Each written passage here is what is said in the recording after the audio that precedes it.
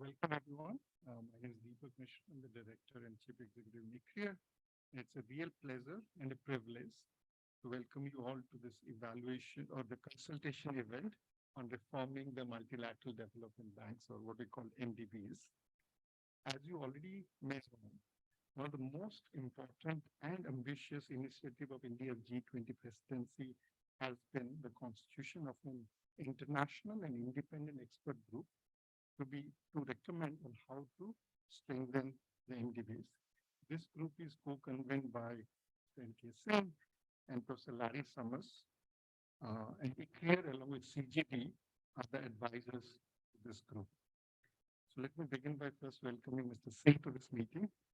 Having the opportunity to work with Mr. Singh closely for the past few months, I can't think of any other Indian policymakers who would have been better suited to represent India in this expert group. Given his stature, credibility, track record, and the network at home and abroad, India is very well served by having Mr. Singh lead this effort. I'd like to also welcome Mr. Anand Nageshwaran, the Chief Economic Advisor from the Ministry of Finance. I think Anand, along with how this is working, we need it because we thought we'll have a virtual meeting, hybrid meeting. We're not having it. So do you want to use this? Is it clear? Because I feel like I'm hearing my own echo. Okay, I'll stay a little away. But I thought I'd thank. Along with Mr. Ajay Seth, who is the DS Secretary, have worked really tirelessly over the last few months. First, to get the G20 delegates to agree to create this group, and then to keep them abreast of all the work that has been going on. In fact, this is the first time that a developing G20 country holding the presidency has set up a group like this. The two previous such initiatives were done by Germans and the Italians. So this is indeed a historic opportunity, and our Minister of Finance colleagues must be commended for making this happen. Finally, let me welcome you all, our guests, to this meeting. We have representatives from the think tank, from academia, from civil society, media, and also private foundations, as well as MDB themselves. So we have colleagues from the World Bank. And we also have two colleagues who have flown in from outside Delhi just for this event. So we are immensely grateful to you for finding time to join us. So we'll begin the discussion with opening remarks from Mr. Singh, and then followed by Mr. Nageshwaran. This will be followed by each of our guests speaking for 5 to 7 minutes, or perhaps a little longer if you want, to share your ideas. We haven't set up a predetermined order in which go. So if you want to speak first, you could raise your nameplate or just give me a wink. Or if there's no volunteer, then we'll perhaps go from the far near end to the far end of the table. And then if you have time, we could do a very brief Q&A session with Mr. Singh and Mr. Nageshwaran. So thanks for joining us in this very historic journey of India's quest to reform the multilateral development banks. Thank you, Mr. Singh.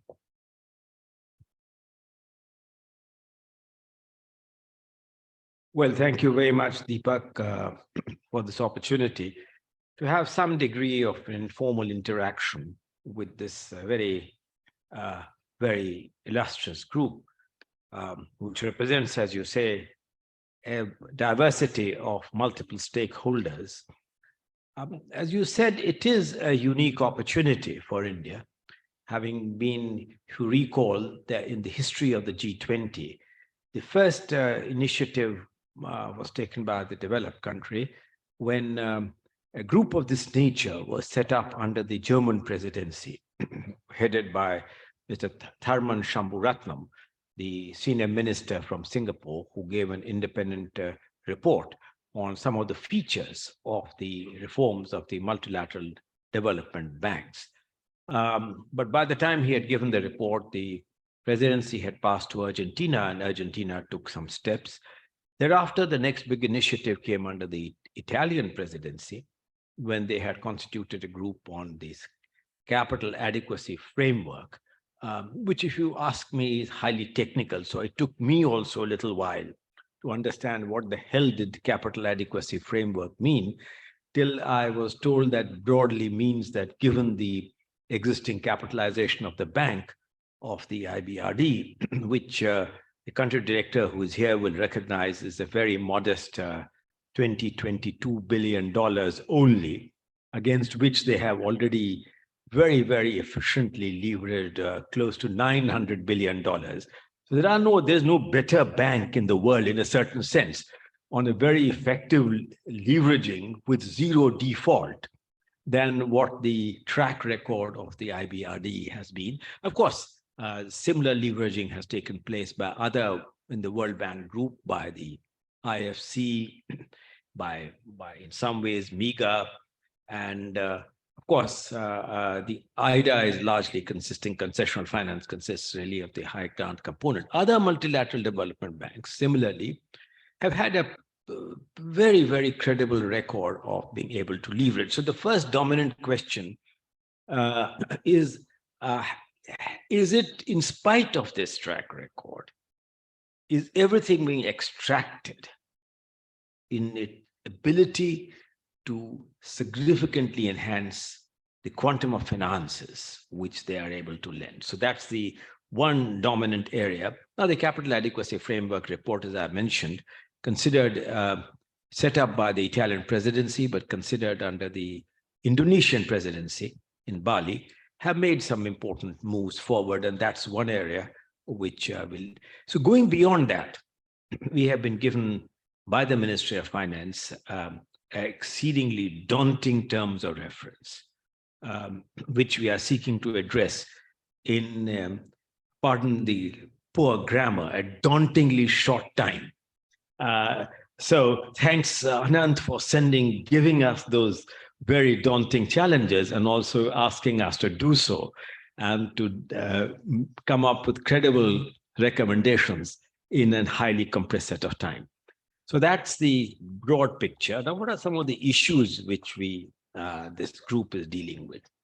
First of all, I think that is the vision of the IBRD and the Multilateral Development Bank, is that vision in consonance with the 21st century challenges? So that's the first thing which we are expected to address. Now, the World Bank itself has been creatively and constructively thinking. The document which they had put forward at the time of the spring meeting of the IMF and World Bank in April has put forward a paper which is, I think, an exceedingly articulate response to this challenge.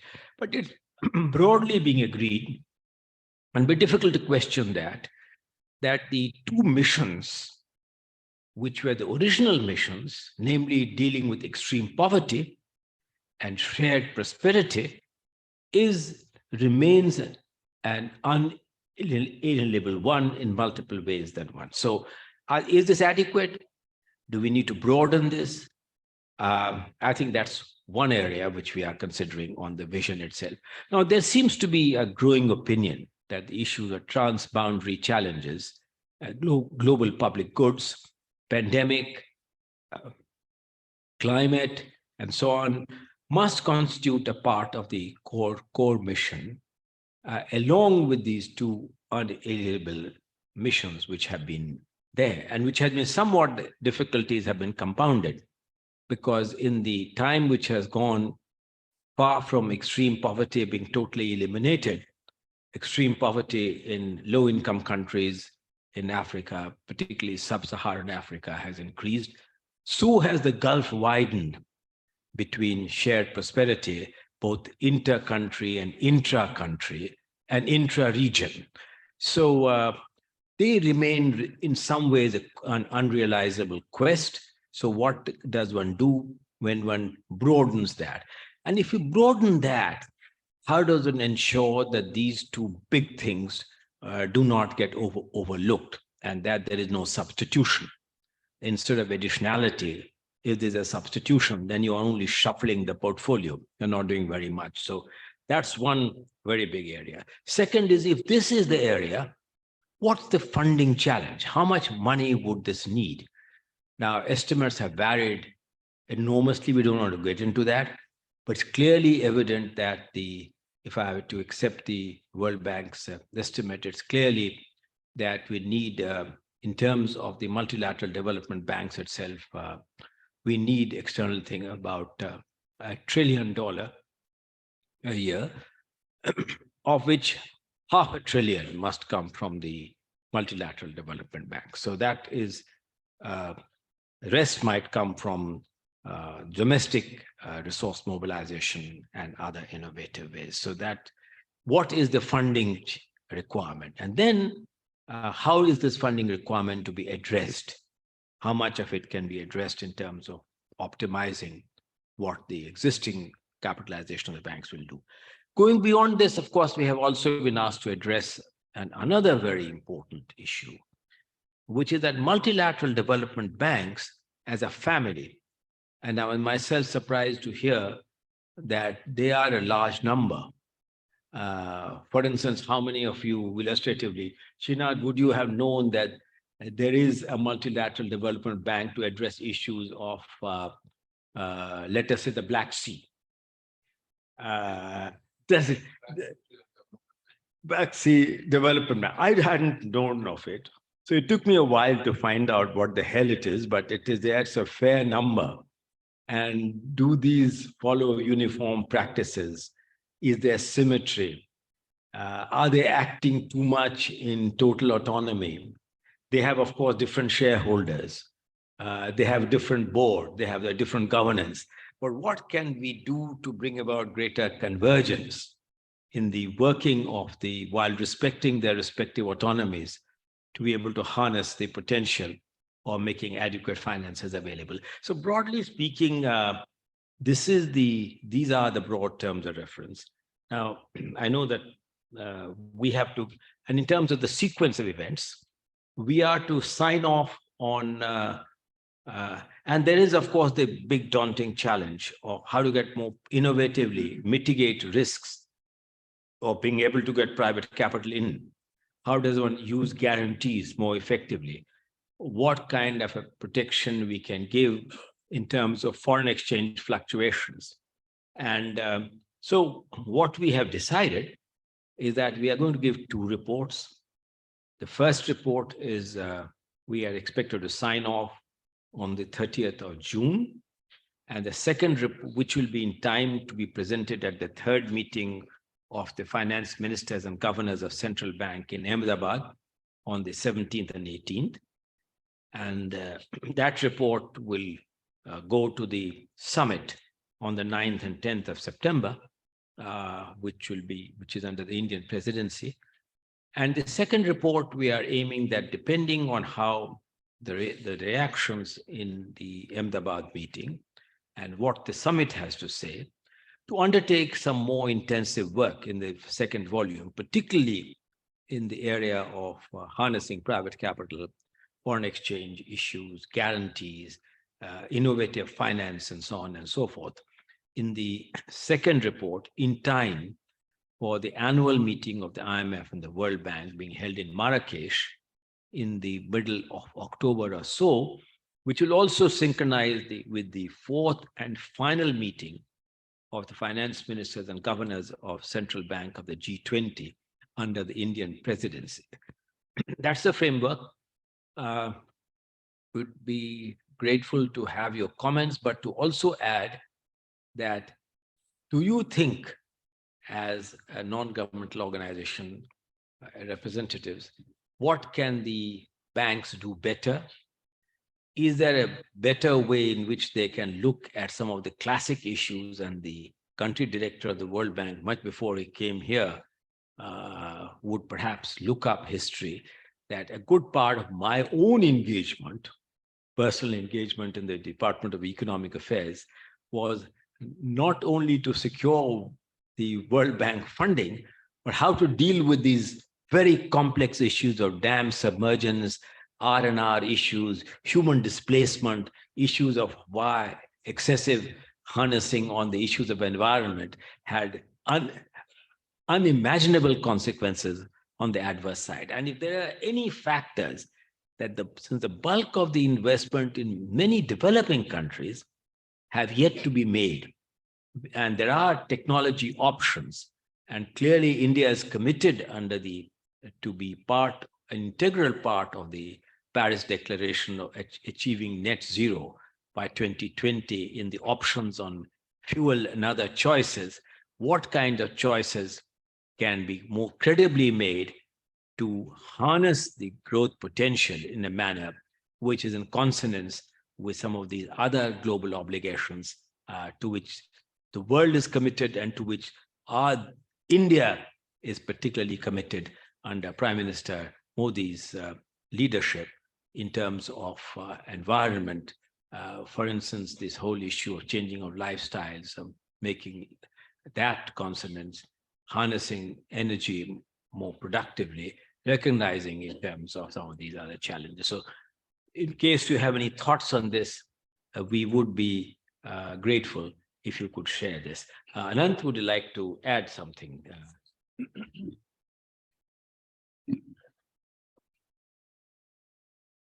Thank you, sir, and thank you, Deepak. Good afternoon, ladies and gentlemen. Just briefly share the government's perspective on how and why this expert group was set up under the Indian G20 presidency. So, Shri N.K. Singh, sir, shared with you the original or the origins of this reform effort, starting with the eminent persons group of Mr. Tharman Shanmugaratnam under the German presidency of the G20, etc. And then we had the Committee on Capital Adequacy Framework, which was formed under Italian presidency, but gave the report during Indonesian presidency. And that is being implemented by different MDBs at different speeds.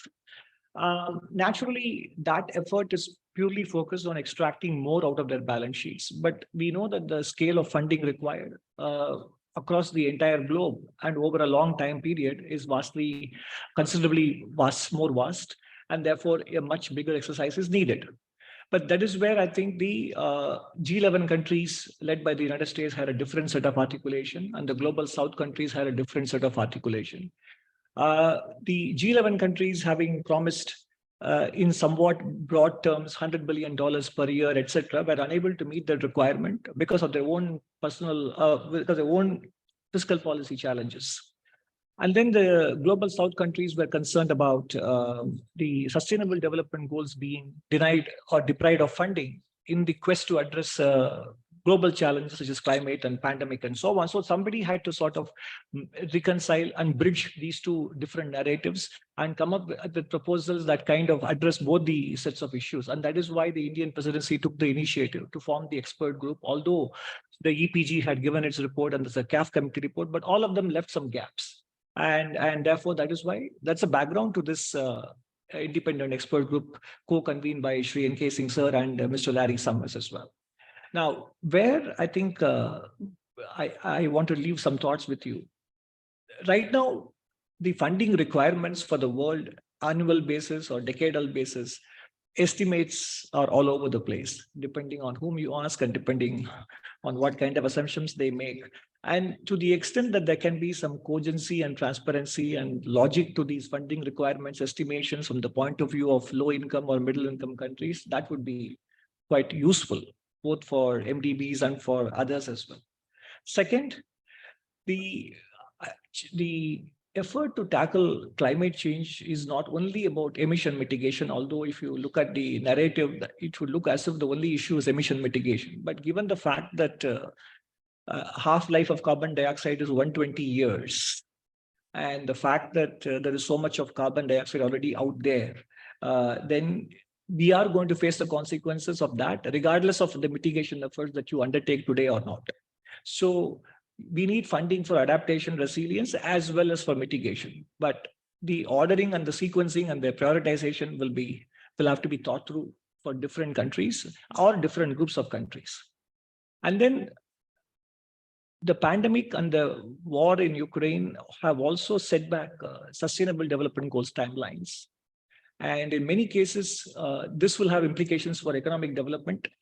And economic development is what is going to give countries their own fiscal resources and private sector savings, failing which they will be dependent far more on external capital, which has implications for macroeconomic balances as well. So therefore, how do countries address the funding requirement domestically first, And therefore, meeting SDG goals could be actually a way to provide a segue to raise resources for dealing with climate change as well. So there again, more concrete thoughts and ideas from your side would be welcome. And then, of course, in general,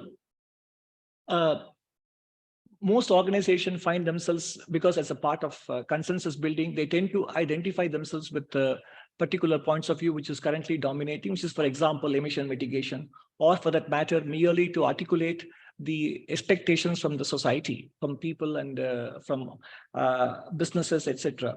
But I would request the organizations present here and those who may be present later, etc., to go beyond these two easier choices, which is to align oneself with the consensus, and two, to merely put forward the demands of civil society or the society at large, but go beyond these two considerations and highlight the following. You should offer positive lessons and cautionary tales from your own experiences in dealing with SDG goals as well as climate matters. And in your work, as I pointed out, there are trade-offs between adaptation and resilience and mitigation. And two, there are trade-offs between SDG and climate goals. And there are trade-offs between SDG and climate pursuit goals and macroeconomic balances. So there are multiple trade-offs that are out there. Recognize, quantify, accept the trade-offs, and spell out, develop your own criteria as to how nations can and what way they should prioritize between these trade-offs. Because we all know that resources are not open-ended, nor are capabilities. And therefore, regardless of whether the narrative favors exclusive focus on emission mitigation, the reality going to be always nuanced. So we would welcome your articulation and recognition of these trade-offs and how countries can prioritize them and set up criteria for doing so. And then, of course, to the extent possible, we would, in your submissions to ICRIER or to the IEG, please try to be as specific as possible rather than merely articulating a broad set of principles and recommendations, because most of these times, most of us know the what. What we are missing is the how. And that is where your contribution, because you have the freedom to think in a relatively blue sky manner compared to either the governments or the multilateral institutions, etc. And therefore, the support that we would get from you on the how rather than the what of it would be extremely useful. And also, in terms of setting standards for disclosure and transparency in your own work will also serve as a model for setting standards for disclosure and transparency on the part of the MDBs and other organizations themselves. So these are the ways in which I feel you can contribute to the current ongoing exercise on the part of the Indian G20 presidency towards strengthening the multilateral institution setup. Thank you very much. Thank you, Mr. Singh, and thank you, Anand. That was a wonderful start, and I think we got a very good context-setting session. So we'll start. I think I haven't seen any nameplates, so we'll start from this end and go. But if anybody on the rear end wants to speak, please raise your nameplate. So Srinath. Can I request Professor Srinath to start? I am not necessarily the best person to start, not being the world of finance. But okay.